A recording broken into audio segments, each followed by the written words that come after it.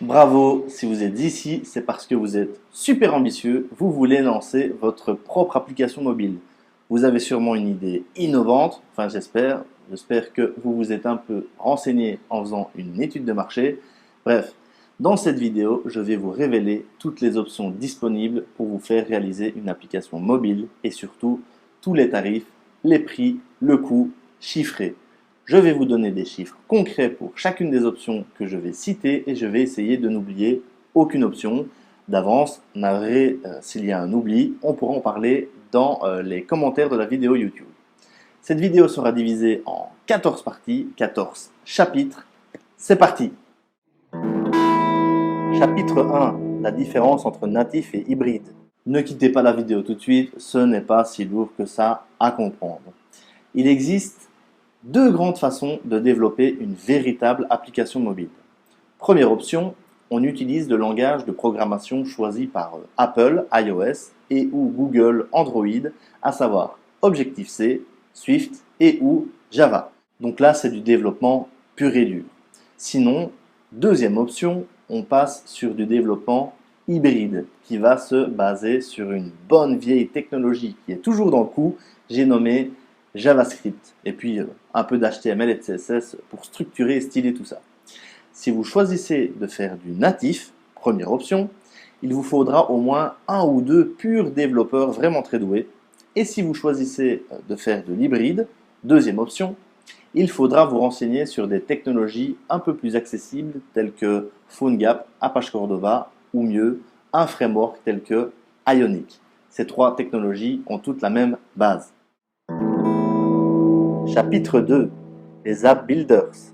Vous connaissez maintenant la différence entre natif et hybride, mais là-dedans, il y a tout un tas de sous-catégories, des solutions pour faire du natif ou de l'hybride avec des budgets très variés et c'est ce qu'on va voir ensemble. Par exemple, il existe de très nombreuses solutions en ligne pour tenter de vous créer une application mobile par vous-même.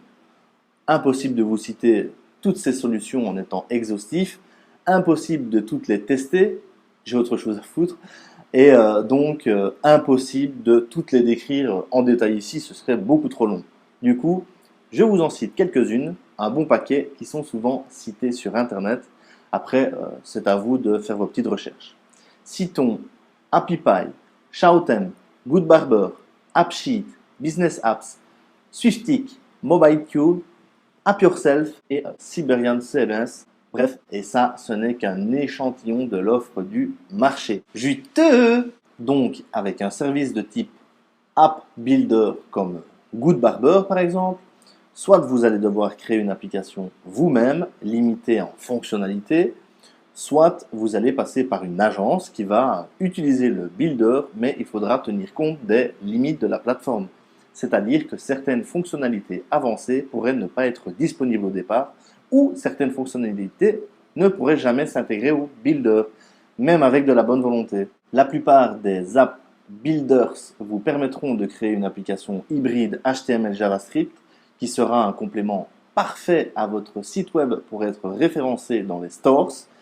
Donc c'est déjà pas mal pour votre visibilité, mais d'un autre côté, cela ne conviendra pas aux applications mobiles se voulant totalement innovantes, c'est-à-dire ayant des besoins très spécifiques.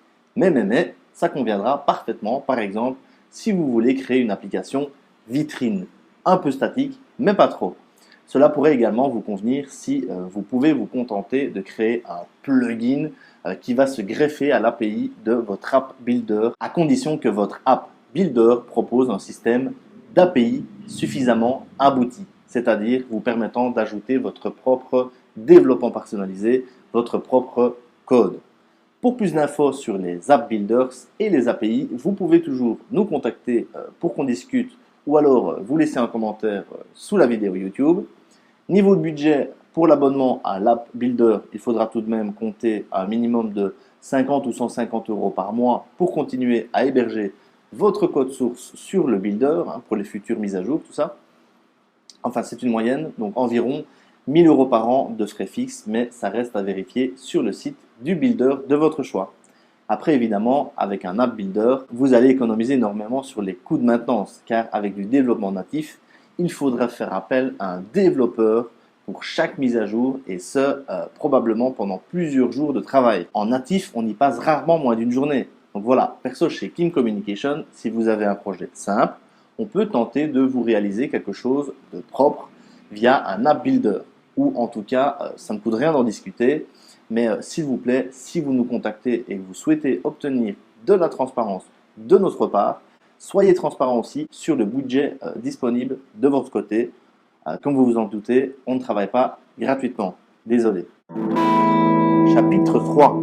Les plugins WordPress. Bon, je vous le dis franchement, dès le départ, je n'ai que très peu d'expérience en matière de conversion d'un site WordPress directement en application mobile évoluée. Mais nous serions heureux de tester ça chez Kim Communication si votre projet nous intéresse. Et encore une fois, si vous avez le budget pour nous permettre de passer du temps pour vous.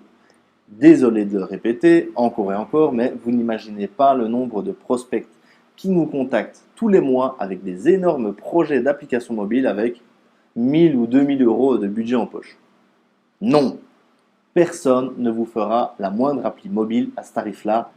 Personne. Donc, revenons-en à nos fameux plugins WordPress. De quoi s'agit-il? Eh bien, il s'agit de services qui vous promettent de, sur base d'un site WordPress, de plus ou moins convertir votre site en application mobile. Citons par exemple AppPressor, MobileLoud, AndroApp et WP App Ninja ou WP Mobile App. On peut aussi citer WP App Kit, solution open source française qui vous permettrait de précompiler une appli Apache Cordova pour l'affichage de vos derniers articles WordPress par exemple. Bon après, sauf erreur de ma part, ça ressemble fort à une embed de site web qu'on pourrait faire avec une app vide, compiler le tout en intégrant le site WordPress via une frame, dans ce dernier cas sans les notifications push par exemple. Mais je peux me tromper, si vous avez de l'expérience avec les plugins WordPress de mobile app, n'hésitez pas à me contredire en commentaire de la vidéo et à nous apporter un petit complément d'infos sur les possibilités qu'offrent ces plugins. Nous vous en serions éternellement reconnaissants.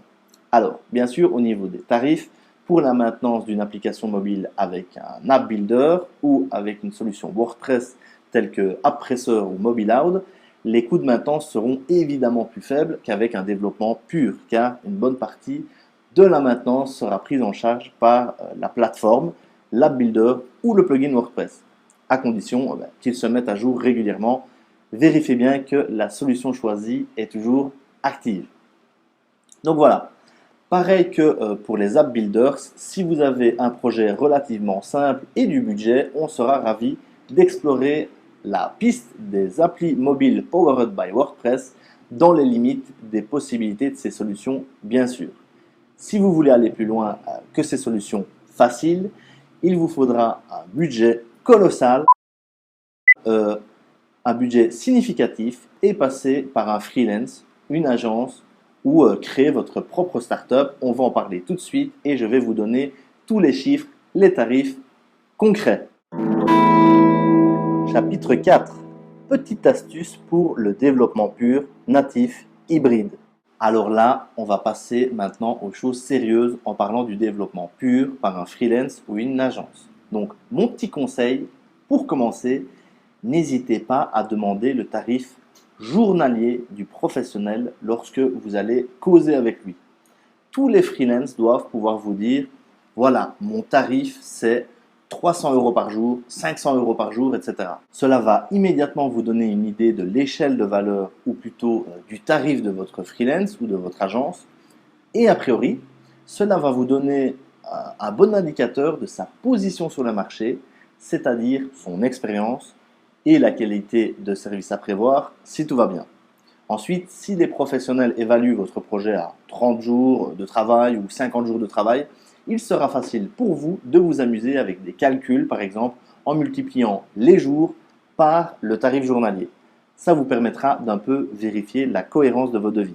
Bref, on va commencer à parler du freelance avec des chiffres. Chapitre 5. Passer par un bon développeur freelance. Là, on va partir dans les galères d'Android Studio, Xcode, de licences développeurs, de comptes développeurs sur les plateformes App Store, Google Play, la compilation d'applications mobiles en faisant gaffe aux erreurs à débugger, la création de dizaines d'icônes, de splash screen pour tous les formats d'écran, sans compter qu'Apple et Google peuvent décider de refuser votre app si elle ne respecte pas toutes leurs guidelines.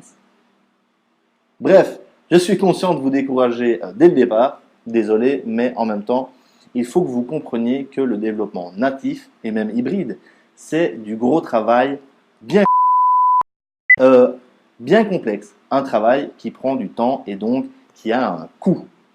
Pour de l'entrée de gamme avec un freelance, donc une application très très simple, sans fonctionnalité avancée, réalisée par un jeune développeur freelance qui se lance, comptez environ 15 000 euros par plateforme pour du natif. Donc 15 000 pour iOS avec l'App Store et 15 000 pour Android avec Google Play.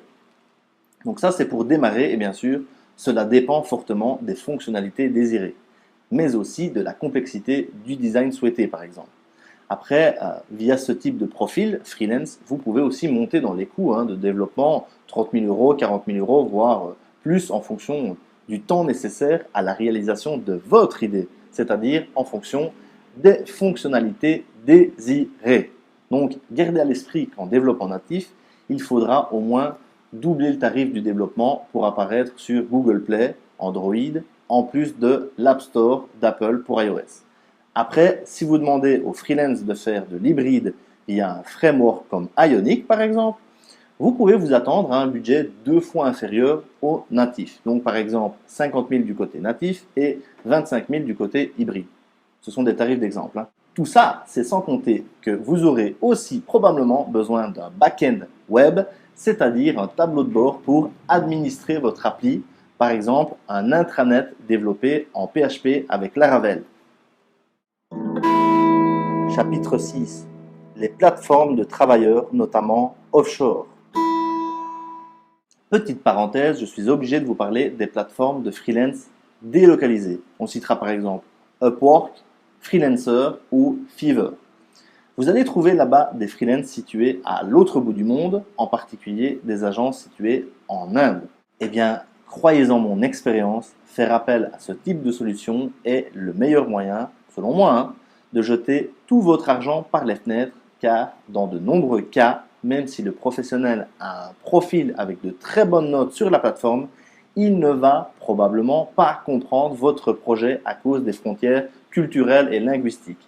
Et il ne sortira rien de valable. Faites-moi confiance. Mais bon, ça c'est surtout pour les Indiens. Et les tarifs démarrent avec eux à 5 ou 6 000 euros. Après, si vous voulez vraiment passer par une plateforme pour faire de l'offshore, prenez au moins un développeur d'Europe de l'Est, d'Ukraine ou de Russie. Ils seront toujours meilleurs que des Indiens. Mais encore une fois, le rôle risque d'être purement technique et ce n'est pas avec eux que vous bénéficierez d'un accompagnement global ou même de suivi. Vous êtes prévenu. Chapitre 7. Faire appel à une bonne agence de développement mobile.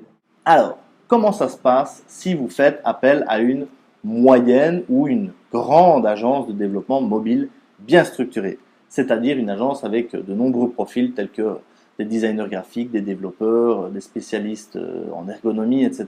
Donc, quand je parle d'une moyenne ou d'une grande agence, j'entends donc qu'elle dispose de tous les profils requis pour le lancement d'une application mobile complète et réussie, c'est-à-dire, voilà, comme je viens de le dire, des développeurs, un chef de projet, un designer, etc. Eh bien, d'expérience, il n'est pas rare de voir ce type d'agence vous demander de justifier d'un budget d'au moins 50 000 euros avant même de commencer à discuter de votre projet d'application mobile. Ah oui, faire développer une application va rapidement mobiliser plusieurs personnes pendant plusieurs mois. Et bien sûr, les agences ont des charges à payer, des salaires, des impôts, etc.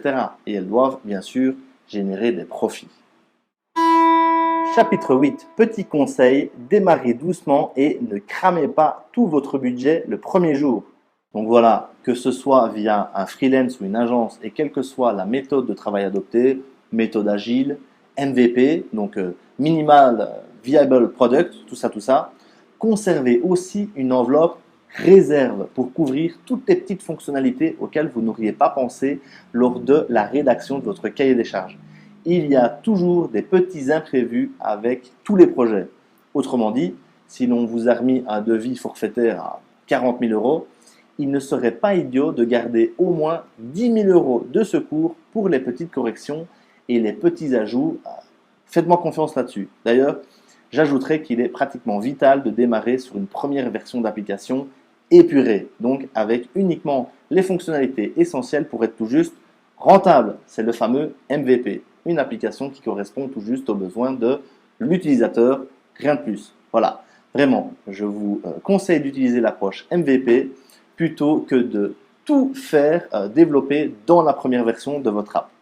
En vérité, vouloir tout mettre dans la première version, c'est le meilleur moyen pour que l'application ne sorte jamais. Chapitre 9. Petit mot sur la maintenance freelance agence. Un petit mot sur le coût de maintenance d'une application mobile par un freelance ou une agence. Donc, si c'est un développeur ou une agence qui s'est occupé de développer votre application mobile, pour chaque intervention de maintenance, il faudra à nouveau mobiliser un ou plusieurs développeurs et recompiler l'application. L'envoyer sur les stores, à moins d'utiliser la logique two steps, c'est-à-dire le téléchargement de l'app en 2 étapes avec les inside apps, tout ça, bref. Tout ça nécessite un budget significatif. On ne peut pas mettre à jour une application mobile pour 500 euros, même avec une application hybride. Chapitre 10. Confidentialité. Protégez votre idée. Pour pouvoir recevoir des devis concrets pour le développement de votre application mobile, il vous faudra balancer votre cahier des charges un peu partout. Alors, je sais que beaucoup de prospects qui rêvent de devenir le nouveau Uber, le nouveau Airbnb, ne veulent pas parler de leur concept d'application mobile. Sauf qu'aucun freelance et aucune agence ne pourra chiffrer votre projet sans savoir de quoi il s'agit. Donc, si vous ne faites pas confiance, à vous de faire protéger légalement votre concept, votre idée, en amont des demandes de devis. Et ça, c'est votre problème, pas le problème du développeur. D'ailleurs, je vous déconseille de chercher un développeur en lui disant d'emblée que vous n'avez aucune confiance en lui et donc tenter de lui faire signer tout un tas de papiers où il s'engagerait à ne pas travailler sur un concept plus ou moins similaire aux autres. Il y a mieux pour démarrer une collaboration. Donc, je ne suis pas avocat, mais comment faire protéger votre idée? Eh bien, quelques idées trouvées directement sur Google. Vous pouvez déposer un brevet, faire déposer votre marque. Vous pouvez vous faire envoyer une enveloppe solo via recommandé, déposer votre idée auprès d'une société spécialisée dans les droits d'auteur ou faire un constat d'huissier ou un acte de notaire. Bon, à vous de faire votre petit marché là-dedans. Et si vraiment vous tombiez sur un professionnel qui n'avait rien d'autre à foutre que de vous piquer votre idée pour la faire développer à votre place, vous pouvez tenter de l'attaquer en justice en prouvant que vous lui aviez fait parvenir votre cahier des charges. Pas belle la vie? Quoi de plus simple? Autre option, vous faites confiance ou vous trouvez quelqu'un en qui vous avez pleine confiance ou vous créez votre propre start-up avec vos propres ressources internes. Et ça, si vous avez un gros projet sérieux et un vrai budget, c'est ce que je vous recommande. Chapitre 1. Créez votre start-up.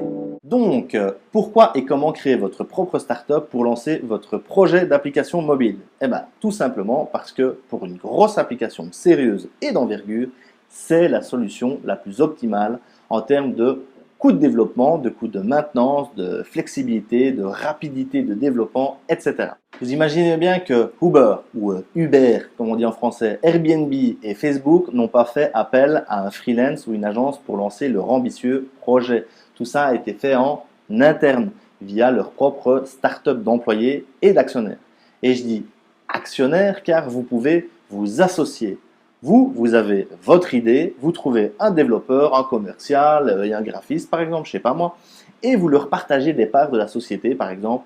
Vous conservez 40% des parts de votre société, de votre start-up, et vous partagez respectivement 20% aux autres membres de votre start-up. Cela les motivera à s'investir dans la croissance de votre entreprise, même si bien sûr il faudra quand même leur payer un salaire. Voilà. Si vous avez par exemple 100 000 euros à mettre sur la table pour une véritable application mobile innovante, je ne pense pas qu'il soit idiot de créer votre propre start-up pour vous lancer, sans parler d'élever de fonds. Chapitre 12, le cas de l'application Too Good To Go. Voici un bon exemple pour illustrer ce que je viens de vous dire avec mon histoire de start-up.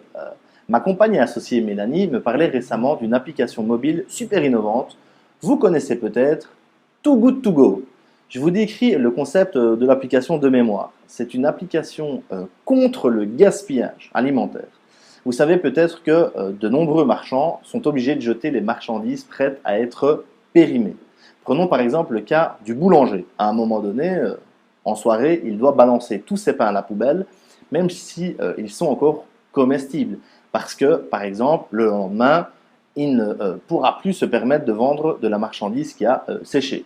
Eh bien, c'est là qu'intervient l'application Too Good To Go. Le boulanger indique dans l'appli qu'il a des pains qui sont prêts à être jetés et il devient alors localisable dans l'application.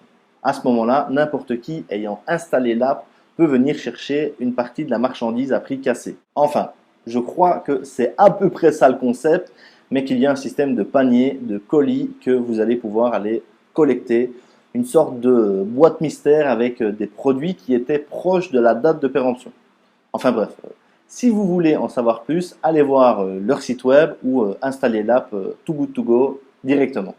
Et bien voilà, imaginons, c'est fictif, hein, mais ça s'est passé plus ou moins comme ça pour eux. Donc imaginons que cette petite start-up, Too Good To Go, a eu besoin de 6 mois de travail pour lancer son produit en mobilisant 4 personnes. Imaginons que c'était des membres du projet qui ont travaillé en se payant seulement un SMIC, donc moins que le salaire d'un jeune développeur, un développeur junior. Eh bien, vous devez compter un petit 80 à 100 000 euros de budget pour vous lancer avec quelque chose de sérieux, mais tout de même en faisant des économies sur la structure start-up versus agence. Rien que ça. Chapitre 13. Budget. Quelques remarques importantes. Je vous fais quand même remarquer que pour lancer votre projet efficacement, il faudra aussi prévoir un budget marketing, c'est-à-dire, pour faire court, payer pour de la publicité. Ben oui, sinon, comment faire connaître votre application en dehors de votre famille et de vos amis? Par exemple, ici, en Asie, dans tous les aéroports d'Asie, on trouve des panneaux publicitaires pour Grab, l'équivalent d'Uber propulsé par Google. Vous comprenez maintenant que si vous avez un projet d'application mobile et seulement 5 000 euros en poche, il va sûrement être nécessaire de revoir vos plans. Après, si vous voulez gagner votre indépendance financière pour quitter votre job ou améliorer les résultats de votre entreprise actuelle, il existe aussi la solution de faire quelque chose sur le web où les coûts de développement sont plus faibles. Si vous avez des idées et un peu de sous en poche, encore une fois, venez nous parler chez Kim Communication et on verra si on peut vous proposer quelque chose. Attention, on prend grand max 5 nouveaux projets par an, donc ne vous y prenez pas à la dernière minute, s'il vous plaît. Et chapitre 14, les Progressive Web Apps ou PWA. Alors là, on garde peut-être le meilleur pour la fin. Les Progressive Web Apps sont développées exactement comme un site web optimisé mobile, avec la différence qu'elles sont en mesure d'utiliser les fonctionnalités de votre smartphone, appareil photo, géolocalisation, notification push, etc. C'est encore une fois une technologie propulsée par Google. Vous visitez la Progressive Web App via votre navigateur, Google Chrome par exemple. Le contenu de l'application est téléchargé sur votre mobile progressivement, d'où le nom Progressive. L'avantage de cette jeune technologie sera, tout comme les applications hybrides, de ne devoir développer l'application qu'une seule fois pour Apple et Android. Pas besoin de soumettre son application sur les stores, donc pas de refus possible et on s'évite des procédures très complexes. Donc pas de présence dans les stores, mais une présence bien référencée sur Google qui peut référencer les PWA comme un site web. Et l'utilisateur pourra ajouter une icône sur son écran d'accueil exactement comme une app native. Par contre, comme vous vous en doutez, l'application devra souvent être connectée sur Internet pour pouvoir fonctionner.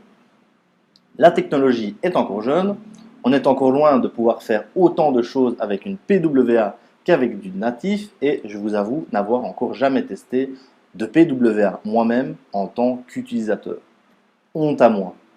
Mais j'imagine que d'ici 2020 ou 2021, on va commencer à s'y mettre sérieusement, car cela représente pour moi une belle alternative aux applications natives qui sont très complexes et coûteuses à réaliser. Voilà, voilà, je l'ai déjà plus ou moins sous-entendu tout au long de cette vidéo. Pour l'instant, en ce qui nous concerne chez Kim Communication, on ne propose plus de développement d'applications natives iOS et Android. Je parle bien de développement natif. On a arrêté d'en faire tout simplement parce que les gens n'ont pas le budget et lorsqu'ils l'ont, ils n'ont pas le budget pour la maintenance. Je le redis, compiler l'appli, l'envoyer sur les stores, effectuer le suivi et la maintenance, c'est un travail de titan. Faire du natif est long et coûteux et on préfère largement multiplier les petits projets fun plutôt que de passer 6 mois à développer une application à 35 000 € par exemple, mais qui ne rencontrera aucun succès faute d'études de marché ou qui sera abandonnée par notre client faute de budget pour la maintenance. Donc, si vous avez une idée et l'envie de faire quelque chose sur le numérique, on peut parler de développement hybride, ce qui nécessite déjà un budget significatif. Donc, on démarrera rarement en dessous de 20 000 €. Et pour les budgets moyens, donc inférieurs à 20 000 €, là du coup, on peut parler de la création d'une app générée via un app builder. On peut parler d'un développement d'une app vitrine basée sur un plugin WordPress et dans l'avenir, on pourra certainement parler de Progressive Web Apps 2020-2021, mais je ne vous promets rien. Encore mieux, pourquoi ne pas commencer votre business grâce à un site web? Et un site web compatible mobile, donc responsive design. Si vous voulez discuter avec nous, rendez-vous sur kimcommunication.com, lisez un peu nos témoignages clients, le lien est dans la description de la vidéo YouTube. Voilà, la vidéo touche à sa fin. Une fois n'est pas coutume, j'ai réalisé une vidéo sur un service que nous ne proposons plus pour l'instant, ou en tout cas en partie pour les natifs. Mon but, c'était vraiment de répondre à cette question qu'on nous pose toutes les semaines.